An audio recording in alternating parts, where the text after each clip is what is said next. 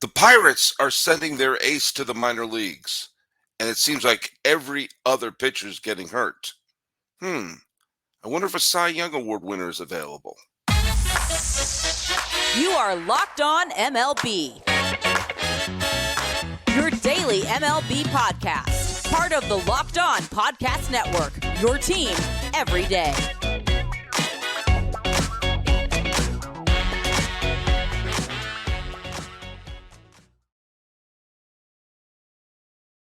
Hello, baseball fans, and welcome to Locked On MLB, part of the Locked On Podcast Network, where it's your team every day. This is the daily podcast. We talk about all of Major League Baseball. I am your host, Paul Francis Sullivan. If you don't believe me, well, I can prove it. There's my lower third. You can call me Sully. I am about to begin, in just a couple of weeks, my sixth season here, in terms of covering regular season games, here at the Locked On Podcast Network, where it is indeed your team every day. Follow us at Locked On MLB Pods on Twitter or on Instagram. And if you want to follow me, I'm at Twitter or whatever it's called now, and Instagram at Sully Baseball on Twitter, Sully Baseball Podcast on Instagram. And subscribe, like us on YouTube if you're watching us on the YouTubes.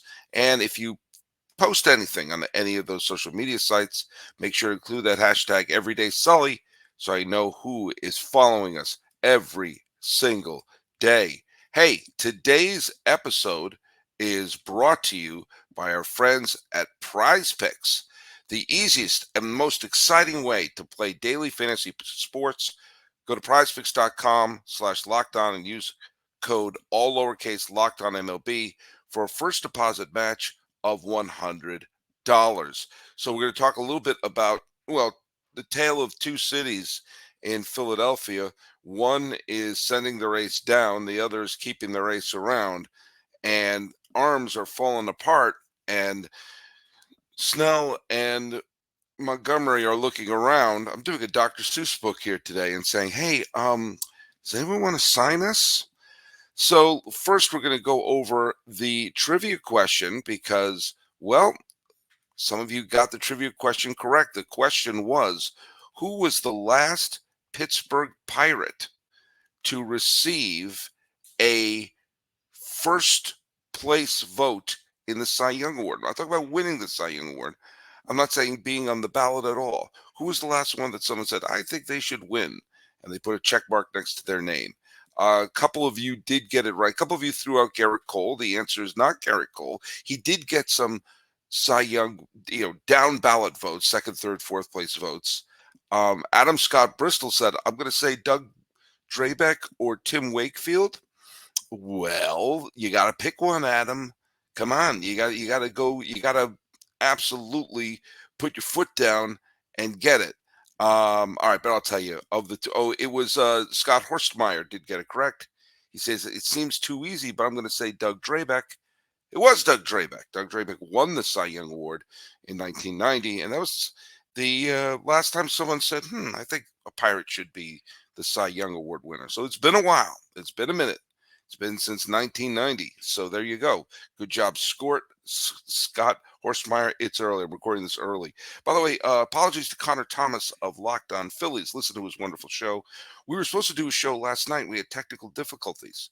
So I'm up early doing this one to make sure you got a new show on. We have a couple of shows coming up that are already in the can. Bob Kedrick of the National Negro League Museum had a Zoom conversation with me that I recorded that I'm going to share with you a lot of what we said. And I may break that into 2 episodes. Plus, I have a What If Friday episode that I shot in another city in California. The news came out yesterday. This isn't 100% shocking that Paul Skenes of the Pittsburgh Pirates, who is their big ace and probably the most likely candidate to be the next Pirate to have a first place vote on the Cy Young Award, is being sent to the minor leagues. He's not going to start the opening day roster in Pittsburgh. Now, he has been absolutely wowing them, as the parlance goes, in spring training. He's been apparently just absolutely lights out as a former LSU star who was the first pick overall in the draft a few years ago, is basically the 2022 draft. he has been absolutely lights out and looks like the ace that he's going to inevitably, and as Pirate fans, hopeful that he's going to become. Now, there have been many times a first pick overall has not turned out to be the ace or the superstar the team has hoped for, but all indications show Paul Skenes has it. He was throwing the blazing fastball, looking like an unbelievably talented pitcher, and because he's wearing the Pirates uni with that cool mustache, he looks like he should belong on the family because he has that 1970s look, which goes so well for the Pirates because, in case you don't know it, the 70s were the glory time for the Pittsburgh Pirates. By the way, I'm going to get into the whole idea of glory times and nostalgia in a later episode, which are probably going to be dropping next week. And I'm going to talk lovingly about some things that, well, tend to get a bad rep. But that's talk about podcast down the line. Now, the mentality is that Paul Skenes he has thrown 6 more innings of professional baseball than I have. He is still a he still has that fresh out of the box prospect smell to him, and he hasn't had a lot of professional experience. And yes, he's wowing them in spring training, but how much of that is hitters don't have their timing yet, and you see that every year that there's a pitcher who comes out and oh my god, this guy's phenomenal, and then once the batters start to get their swing back and they see him a couple of times, all of a sudden they're hittable. And I could also see that the Pirates are looking and saying, all right, Paul Skenes is the jewel in our system. He's one of the best prospects in all of baseball. We're banking on him to be the ace of the Pirate staff for years to come. And seeing that I did an episode of the talk about the Pirates pitching where there are a bunch of prospects in there, and the Mitch Keller and others are currently on the major league roster. You don't want to sort of rush him to the big leagues and blow his arm out. I get that. I totally get that. And I understand that you're going to err on the side of caution. Here's my problem. Erring on the side of caution sometimes backfires. You couldn't act with more caution and build someone up and treat a pitcher like a Fabergé egg more than the Mets did with Matt Harvey, who they were looking upon as to be the greatest new star in Mets history, and he still broke down. There's obviously something going wrong with the conditioning and everything of pitchers, but my main problem is this. If Paul Skenes is one of the best 26 healthy players in the Pirates organization, then he should be on the major league roster. How many pitchers can you have? 12, 13? Whichever it is. And the reason I say it is because it sounded like the rule had changed recently. So whatever that number is, let's just say 13. If you can honestly say there are 13 pitchers who are healthy in the Pirates organization who could help the major league team now, who are better than Paul Skenes, then by all means send him to the minor leagues. If there aren't, then he should be on the major league roster. That should always be the decision. Who are our best 26 healthy players? They should be on the major league roster. You shouldn't be doing it to manipulate, playing time. And I'm not saying necessarily that's what's going on here. I think that's obviously a little bit what's going on here. But this isn't as egregious as David Price clinching the pennant in 2008, being their secret weapon in the World Series, and then starting the next year in the minor leagues. You're good enough to clinch a pennant, but not good enough to be on the opening day roster because they were playing games with his manipulating his contract. Manipulating his service time is what I should be saying.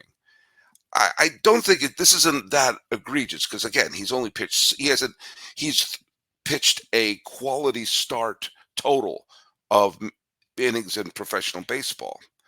But maybe if you have him on the major league roster, if he is one of the 12, 13 best pitchers in your system, maybe you start the season with him going 3 innings here and 3 innings there, either as an opener or pitching the middle innings of a game to sort of build his arm strength up or sort of build his major league pedigree up if he's one of the best.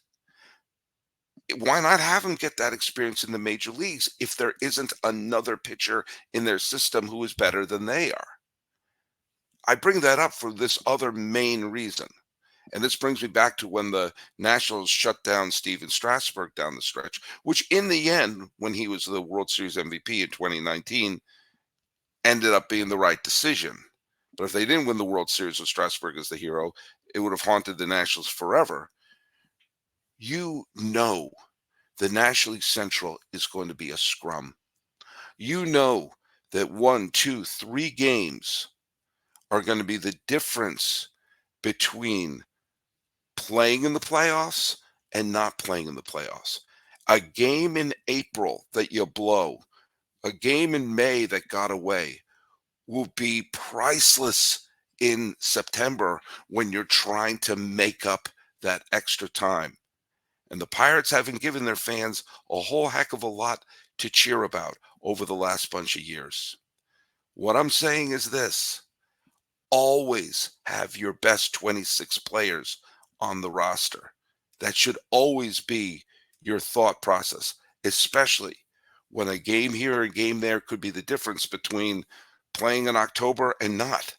And if you've looked at recent Pirate history, there hasn't been a lot of Octobers to cheer about or great moments. How do I know that? Well, we've been waiting since 1990 for a Pirate to get a first place vote in the Cy Young Award. That's a tell.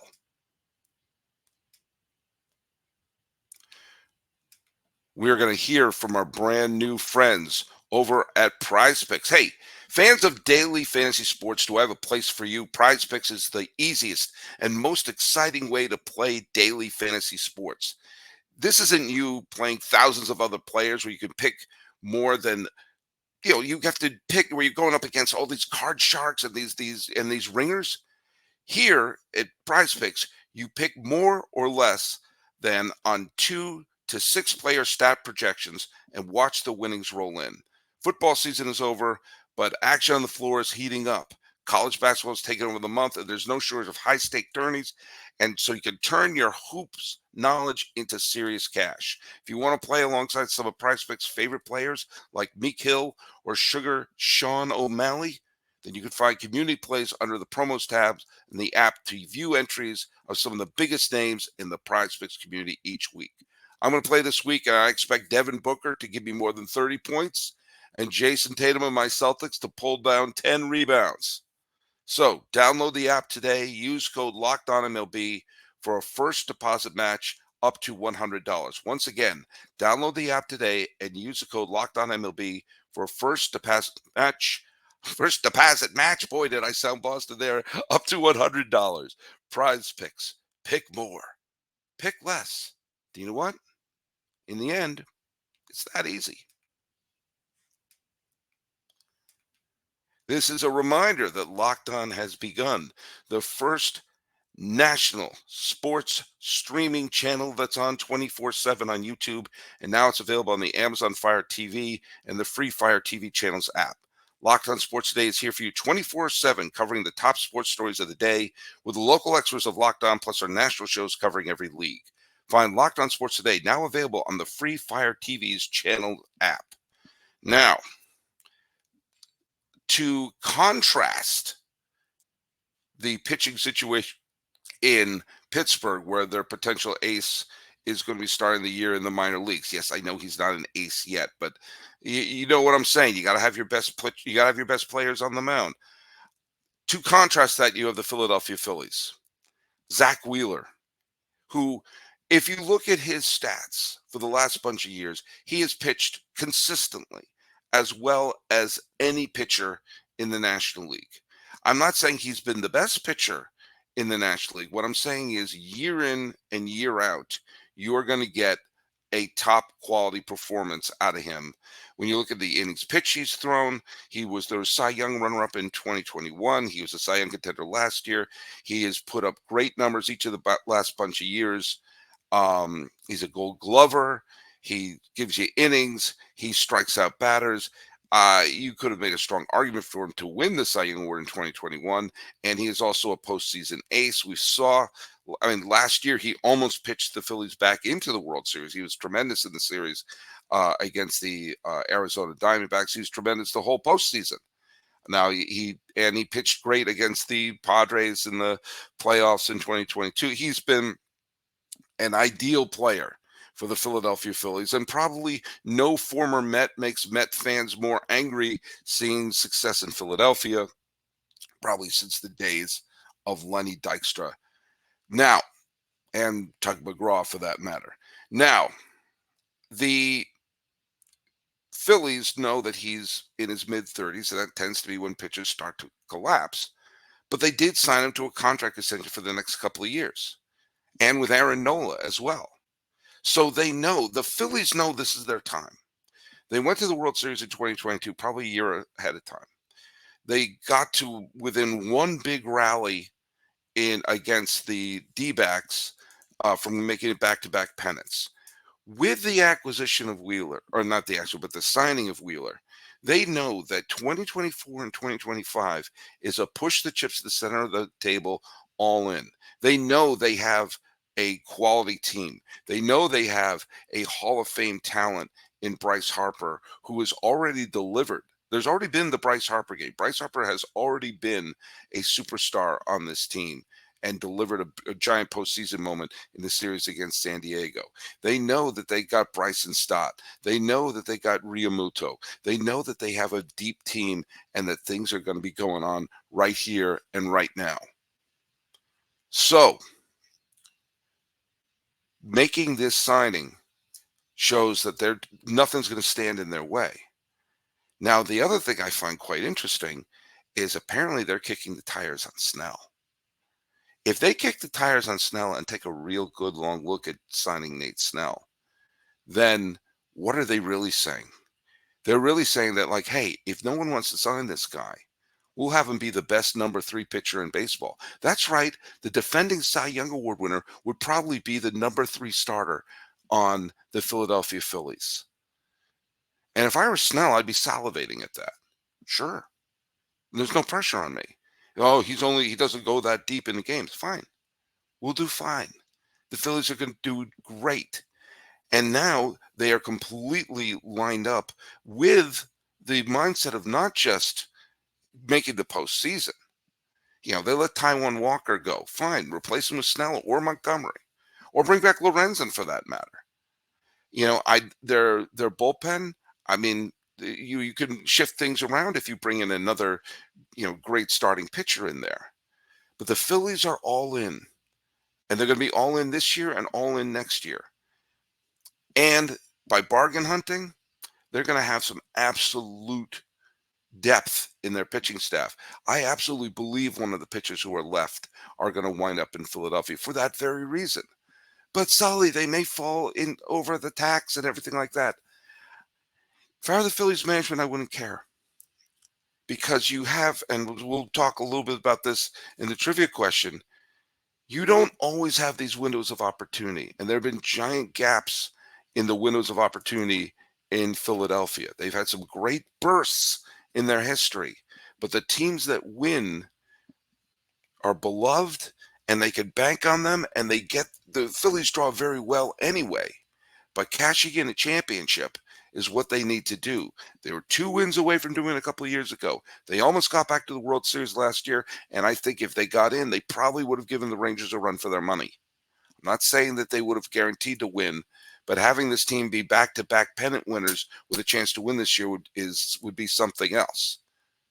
Remember, the Phillies have won 2 championships ever, and they can't afford to have the Bryce Harper era come up short. So if that means paying a little bit more money and getting that extra pitcher, why not? And they may have the extra pitchers because some other teams, heck, they're having trouble getting one.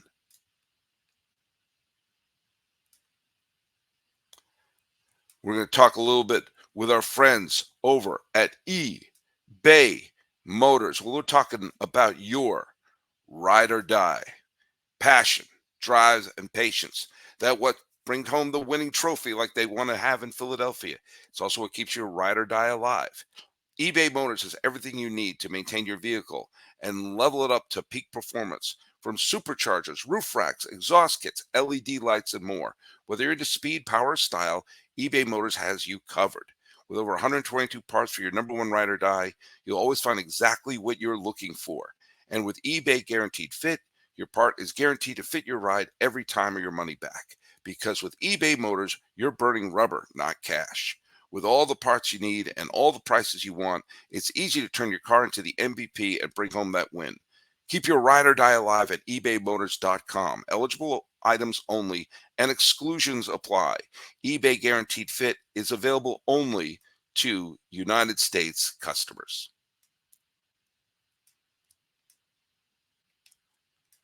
Last reminder that Locked On has launched the first ever national sports 24/7 streaming channel on YouTube, and now it's available on Amazon Fire TV in the free Fire TV channels app. Locked On Sports Today is here for you 24/7, covering the top sports stories of the day with the local experts of Locked On, plus our national shows covering every league. Find Locked On Sports Today now available on the free Fire TV channels app. So, the Phillies want to have the Cy Young Award winner be their number 3 starter. Fair enough. Meanwhile, the Red Sox big signing of the offseason is gone for the year. He's gone for the year. One of the Cardinals' big signing is starting the season on the injured list. Lucas Giolito, who bounced around last year, between the White Sox, the Angels, and the Guardians, came over to the Red Sox. So, hey, maybe we'll catch lightning in a bottle and he'll be here. They signed him a 2-year deal. Well, he's a partial UCL tear, and he's out for the season. He's going to pitch as many innings as me for the Red Sox this year. Sonny Gray. Remember the Cardinals started signing all these older pitchers, the Lance Lynns and everyone in the world, to try to say, hey, we could maybe sort of, patchwork a starting pitching staff together. Well, Sonny Gray has a hamstring strain. Now, I'm not saying that's got to keep him out for the rest of the year, but Sonny Gray is not a spring chicken anymore. He's been pitching for over a decade in the major leagues. And when you're in your mid to late 30s and you start getting these injuries, that's when, I've got a weird little fingernail crack. And then suddenly you miss 3 seasons. And so I'm looking at the Cardinals going boy, if Sonny Gray, who is the healthiest of the bunch that they signed, is going to be falling, this might be a season of yikes in St. Louis, which again bring me back to Paul Skenes, where a win here, a win there could be the difference between making the playoffs in the Central or not. The Red Sox losing Giolito, if I were them, I would just say, who wants Kenley Jansen? We're going to be bad this year. Red Sox fans, we're going to be bad this year. We're just going to bring everyone up from Worcester. We're going to try everyone out and hope for our best in 2025. We didn't even get to St. Patrick's Day in Boston with any hope. And now Giolito is gone. Guess who's also going to be starting this season on the injured list? Max Scherzer's going to start this season on the injured list. Justin Verlander is going to start this season on the injured list. Jacob deGrom is going to start this season on the injured list, which, by the way, should make Met fans sort of grin that they got young players back for Verlander and Scherzer, and those guys aren't even going to start the season. Not that we're wishing injuries on anyone, but they probably sold just at the right time. All these teams with their big, huge pitchers are starting on the injured list. And you got Snell and Montgomery, and to a lesser degree, Lorenzen floating around. Do you know who should be absolutely salivating? Their mouth should be a waterfall right now. Are the White Sox. The White Sox have Dylan Cease. At least Dylan Cease is in camp. At least Dylan Cease is going to be ready. Michael Kay made a terrific point on his show the other day, because if you sign Blake Snell or Montgomery or Lorenzen to a lesser degree, they're not going to be ready for opening day. Or if you rush them, they'll probably blow their arm out. You're going to have to send them to either extended spring training or have them start the season in the bullpen. Because you got the season's going to start in 2 weeks or 3 weeks. You can't go from, I'm doing long toss in the back, like Roy Hobbs with his dad throwing in the wheat field, and then pitching in a major league game where you're expected to be an ace. I don't care how many camps they have or how many, like, oh, we're doing some simulated games. You have to get ready. You have to build yourself up and be ready for that. So, Snell's not going to be ready on opening day. Lorenzen's not going to be ready on opening day. Montgomery's not going to be ready on opening day. So Dylan Cease, I know you may want to see if you can, squeeze a few innings out if you're the White Sox, but I would take some of these teams to town. You need a starting pitcher, Cardinals. You're looking to get an ace in your staff, Astros, because you can't start with Verlander, or Rangers. You're going to start the season with Scherzer and DeGrom. You're going to be banking on Eovaldi. Look, I love Eovaldi, but we all know that he can be a smidge brittle. So we got a guy who's already warmed up. Give us your top 2 prospects. Oh, you don't want him? Well, we got the Phillies on speed dial.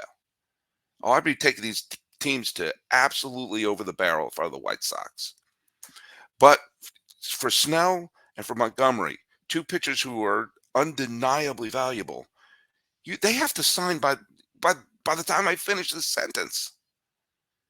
I think it's signing with Philadelphia, if I'm Snell, allows you, because they already have 2 aces, allows you to build it up and all of a sudden have the first part of the season, you're getting up to speed. And then by the second half of the season, you're at full speed ahead. And they got 3 aces. Next thing you know, the Philly fanatic is dancing on the dugout. But if your teams are like on the cusp, if you're the Giants who've had a bunch of injuries, maybe Blake Snell is a reunion with Bob Melvin could work, then do it. I don't think this is a conspiracy of people. No, we're trying to harm Scott Boras. Some people wrote that.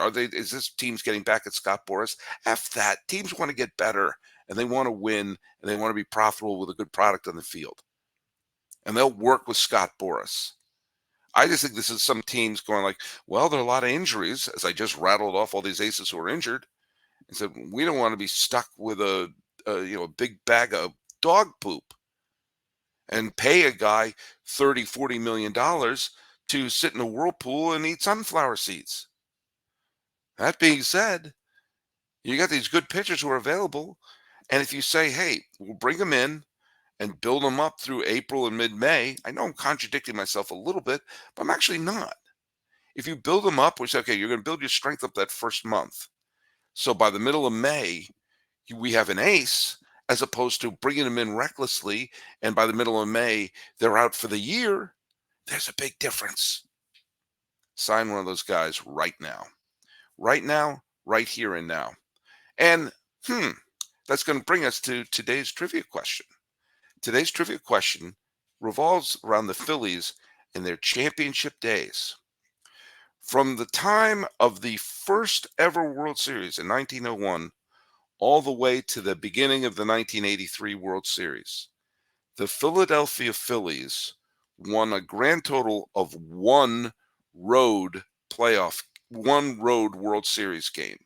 One time between the first one in 1903 and the beginning of the 83 World Series. In the first 80 years of the World Series, the Phillies won 1 road World Series game. And in that 1 road World Series game, where the Phillies were 3 outs away from losing, a member of the Phillies came off the bench and got a key hit and scored the winning run.